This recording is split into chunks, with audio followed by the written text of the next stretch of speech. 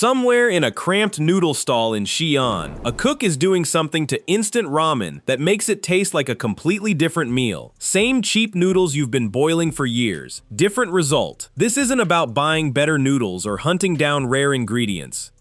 It's 25 small moves, most of them free, some taking 10 seconds, that separate edible from "I need this every week." A few come straight from home kitchens in Sichuan and Shanxi. Others are the exact habits noodle shops guard, because the gap between a $2 bowl and one people drive across town for is technique, not ingredients.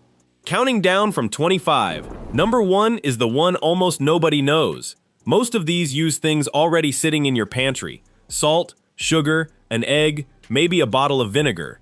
The difference is entirely in how and when you use them, not in buying something exotic. Number 25. Skip the boiling water start. Most people boil noodles hard the whole way through. That's the mistake. Chinese street cooks drop the noodles into a rolling boil, then immediately cut the heat to a simmer. A hard boil cooks the outside too fast, while the inside stays chalky, which is exactly why instant noodles turn mushy on the surface and stiff in the center at once. A gentle simmer cooks them evenly, and it costs you 30 seconds. Taste both side by side and you'll never go back to the hard boil. Same trick works on any packet noodle, wonton or ramen, not just the instant blocks. It's the single easiest habit to build on this whole list, since it changes nothing about your shopping list, only your timing at the stove. Number 24, the cold water shock. Right after draining, run the noodles under cold water for 10 seconds before they hit the bowl. The broth going in is still piping hot, so this isn't about serving them cold. It stops the residual cooking dead, locking in that springy QQ bounce instead of letting the noodles keep softening while you plate everything else. Skip it, and by the time you sit down to eat, they've quietly turned to mush. Most people think that's just how instant noodles are. It's not. It's a fixable mistake. Keep a small bowl of cold water by the stove so the step becomes automatic instead of something you forget. Restaurants do this at scale with an ice bath, but 10 seconds under a running tap does the exact same job at home. Number 23. Toast the noodle block dry first. Before any water touches the noodles, toast the dry block in a hot empty pan for 45 seconds. This is the same logic behind good stir-fried noodles: dry heat before liquid. It wakes up the wheat flavor and adds a faint nuttiness plain boiled noodles never get. Don't brown them, just lightly crisp the edges. No package ever tells you to do this, and it's one of the biggest flavor upgrades on this list for 0 extra ingredients. Cooking for 2 bowls? Toast in batches, crowding the pan steams the noodles instead of toasting them. You'll hear a faint crackle when it's ready. That's your cue, not a timer. Number 22. White pepper, not black. You won't find black pepper near the counter at a real noodle shop in Taiwan or southern China. White pepper is the standard, and there's a reason. Black pepper sits sharply on top of a broth. White pepper is earthier, slightly fermented, and melts straight into the soup instead of fighting it. A quarter teaspoon stirred in right before serving rounds out the whole bowl. If your spice rack only has black, this swap alone is worth the store run. Keep it in a shaker by the stove. It only works while the broth is still hot enough to carry the aroma. Ground fresh from whole peppercorns beats the pre-ground jar by a wide margin if you have a grinder on hand. Number 21. Bloom the seasoning packet in oil. Dumping the foil seasoning packet straight into water wastes most of its flavor. Chinese cooks bloom it in hot oil first, because oil unlocks fat-soluble flavor compounds that water can't touch. Heat a spoon of oil, add the packet, stir for 15 seconds until fragrant and darker, then add water. Same packet, noticeably deeper broth. Free, takes 15 seconds, and it's the entire reason restaurant broths taste layered while home ramen tastes flat. Watch the color. The second it darkens and smells stronger, add water before it scorches. This works with any dry seasoning mix, not just the ones bundled with instant noodles. Number 20. Scallion oil as your flavor base Kong. Scallion oil is a 5-minute investment that lasts weeks in the fridge. Fry chopped scallions and a few slices of ginger in oil over low heat until deep golden. Then strain and keep the oil. A spoonful in any bowl adds a savory, slightly sweet backbone plain oil can't touch. Once you make a jar, you'll be using it on rice and eggs too, but ramen is where it works hardest. Make double. The standing at the stove part is the only effort, and future bowls take seconds. It keeps in the fridge for weeks, sealed. Just give the jar a stir before each use since it separates slightly. Number 19. A splash of Chingkiang black vinegar at the end. Chingkiang vinegar is aged, dark, and slightly sweet. Nothing like sharp white vinegar. The trick is timing. Add it off the heat, right before serving, never while it's still simmering. Add it early and it cooks off, leaving a dull sourness with none of the brightness. A teaspoon stirred in at the end lifts the whole bowl and cuts through richness. It's a finishing move, not a cooking ingredient. Start with less than you think. You can always add more, but you can't take it back out. If Chingkiang isn't available, rice vinegar with a few drops of soy sauce gets you partway there. Number 18. Doubanjiang for depth, not just heat fermented. Chili bean paste isn't just a spice bomb, its real job is umami. A half spoon fried briefly in oil before the liquid goes in adds a fermented, almost meaty depth underneath the heat. The same backbone behind mapo tofu. Sensitive to spice? Use a small amount and fish out the solids after. The savory undertone stays behind. Think seasoning paste that happens to carry heat, not the other way around. A little goes a long way. This isn't a chili sauce you pour freely. Keep the jar in the fridge once opened. It lasts for months and only gets more flavorful with age. Number 17. Layer 2. Different soy sauces. One soy sauce is why home broths taste flat. Chinese kitchens keep two. Light soy for salt and savory backbone. Dark soy, thicker and less salty, for that deep amber color. Dark alone turns heavy and bitter. Light alone stays pale and one note. Mostly light with a few drops of dark gives you both the flavor and the restaurant-grade color in one move. A rough ratio to start with is 4 parts light soy to 1 part dark. Taste before adding salt separately. Dark soy carries enough saltiness on its own that you may not need much more.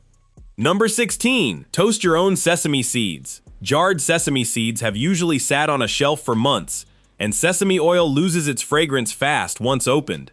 Toast raw seeds in a dry pan for 2 minutes right before serving. The smell alone tells you the difference. Crush them lightly with a knife before sprinkling on top. Cracking the shell releases even more aroma into the steam.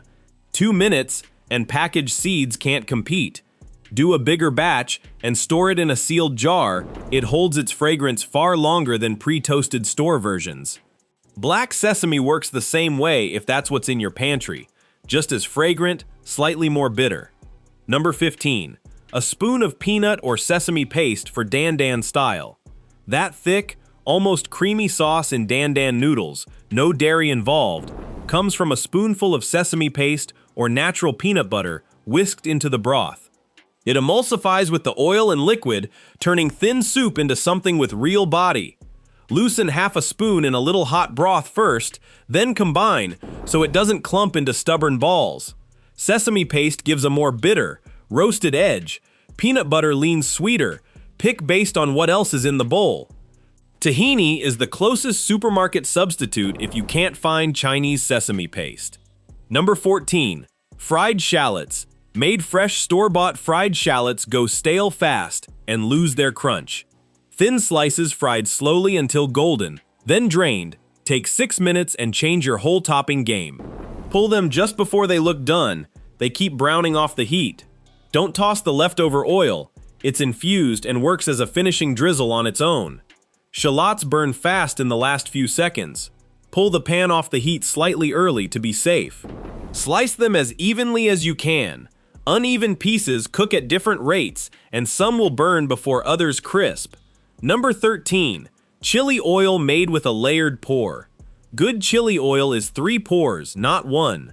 Pour hot oil over the flakes in stages, letting each cool slightly before the next, or the oil scorches the chili and turns bitter. Add star anise, cinnamon, and Sichuan peppercorns to the oil while it heats for extra aroma. It keeps for weeks and turns even a basic bowl into something intentional. Use a heat-proof jar for the final pour. Thin glass can crack from the temperature jump. Let it sit overnight before using if you can. The flavor deepens noticeably after a full day. Number 12. Balance vinegar with a pinch of sugar. A sour bowl with no balance means the vinegar has nothing to push against. A small pinch of sugar, less than you'd think, rounds out the sourness instead of adding sweetness you can taste. Same principle behind sweet and sour dishes. The sugar softens the edge, so the acidity reads as bright, not harsh. Feels counterintuitive. Works every time. A quarter teaspoon is usually enough for a full bowl. This is a background note, not a flavor of its own. If you taste sugar directly, you've added too much. Back off next time. Number 11. Slice the noodle brick before boiling. Noodle bricks are pressed so tight the center often stays clumped even after boiling. Score the dry brick with a knife into 2 or 3 sections before it touches water, and the strands separate and cook evenly. Skip this and you'll fish out an undercooked knot from the middle no matter how long you stir. 2 clean cuts through the brick is usually enough. You're not trying to shred it into pieces. Do this before the water even goes on the stove. It takes 5 seconds and it's easy to forget once things get busy. Number 10. Cornstarch slurry for restaurant-style body-thin broth versus the thick, clingy stuff at a real noodle shop usually comes down to a cornstarch slurry, a teaspoon of cornstarch in a tablespoon of cold water, stirred in during the last minute of cooking. It thickens the broth just enough to coat the noodles instead of pooling at the bottom. Add it slow and stir constantly, or it clumps. This is the exact move behind why Dao Xiaomian knife-cut noodles have that clingy, glossy broth. Mix the slurry in a separate cup first. Adding dry cornstarch straight into hot broth just creates lumps. Number 9. Dried shrimp or scallop for instant umami. A handful of dried shrimp or 1 dried scallop, soaked 10 minutes and simmered in the broth, adds an oceanic depth no seasoning packet fakes. This predates MSG by centuries. Don't dump the soaking liquid, strain it into the broth too. It's carrying half the flavor. A single dried scallop goes further than you'd expect. Start with 1 before adding more. Both keep for months in a sealed bag in the freezer, so buying a small stash is worth it. Number 8. Pickled mustard greens for tang and crunch suan kai. Pickled mustard greens, cut through rich broth in a way fresh vegetables can't. A handful chopped in during the last minute or scattered raw on top adds real texture and acidity with 0 extra sauce. No access to it? Chopped kimchi is a rough stand-in for the same sour crunch. Rinse it briefly first if your kimchi runs sweet. You want the tang, not extra sugar in the broth. A spoon of the pickling liquid itself works as a quick substitute if you're out of the greens. Number 7. Poach the egg directly in the broth skip, the separate pot. Crack an egg straight into the simmering broth during the last 2 minutes, and let it poach right there. The white picks up seasoning as it sets, the yolk stays custardy, and you dirty 1 less pan. Keep it at a bare simmer, not a boil, or the white shreds instead of holding together. Crack the egg into a small cup first, then slide it in gently. It's far more forgiving than cracking directly over the pot. 2 minutes gives a runny center. Push to 3 if you prefer it firmer. Number 6. The egg drop swirl. For a different texture, whisk an egg loosely, then pour it into the simmering broth in a thin stream while stirring gently in one direction. Done right, you get delicate ribbons through the broth instead of one poached egg, plus a slight natural thickness. Keep the heat gentle and keep stirring, or you get a clumped scramble instead of ribbons. A fork with the tines held close together works better than chopsticks for a smoother, finer ribbon. Pour from a height of about 6 inches. Too close, and the egg drops in one clump instead of a stream. Number 5. A spoon of lard for silky richness old-fashioned, because it works. A spoonful of rendered lard, stirred into the finished broth, adds a silky richness vegetable oil can't match, coating the noodles and rounding out sharp or salty notes. Restaurant noodle shops have used it for generations. No lard? Rendered chicken fat is the closest substitute, and it still beats plain oil easily. A little goes further than you'd think. Start with half a spoon before adding more. Render your own from pork fat trimmings on a slow weekend. It costs almost nothing and keeps for months in the fridge. Number 4. Frozen bone broth cubes for a quick upgrade. Nobody's making bone broth from scratch on a weeknight. Simmer bones for a few hours on a weekend, freeze the broth in ice cube trays, and drop a few cubes into plain water whenever you cook. 2 minutes of melt time gets you real depth. All the effort was already done in advance. Standard trays make roughly 1 ounce per cube, so 2 or 3 cubes is usually the right amount per bowl.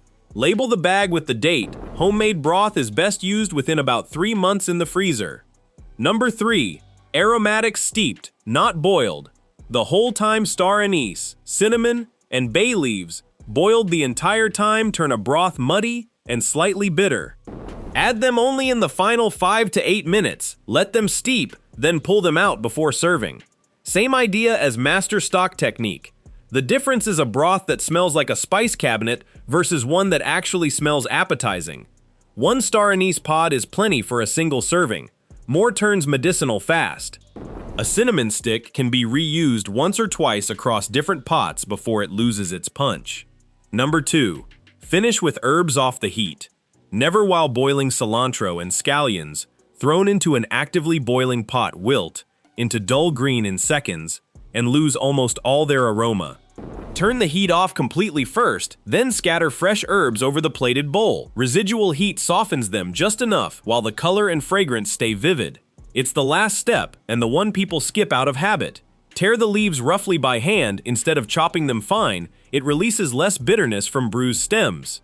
Use the tender stems too, not just the leaves. They carry plenty of flavor and usually get thrown away for no reason. Number 1. Season the broth in layers, never all at once. The one that changes everything, and it's free. Most people dump salt, soy sauce, and spice in all at once and hope for the best. Chinese cooks layer it, a base salt level early so the noodles absorb flavor as they cook, a savory middle layer of soy and aromatics once it's simmering, then a final adjustment of salt, acid, or spice at the end, after tasting. Each layer builds on the last instead of everything competing at once. Tasting between layers is what actually teaches you what a bowl needs. Master this, and every other trick on this list gets better, because layered seasoning is the difference between a broth that's accidentally decent and one that's deliberately right. Write nothing down, just taste at each stage. Your palate learns this faster than any recipe card ever could. That's the list. 25 tricks, 0 special trips required, and every one of them is something a home cook in China has been quietly doing for decades, while everyone else just rips open the seasoning packet. Don't try all 25 tonight. Pick 3, maybe the toasting step, the layered seasoning, the off-heat herbs, and taste the difference in your next bowl. If this upgraded your ramen game, hit subscribe. We've got more of these old-school kitchen secrets coming. Which trick are you trying first? Drop it in the comments. See you in the next video. And if you're already doing half of these without realizing it, that just means you're closer to a great bowl than you thought.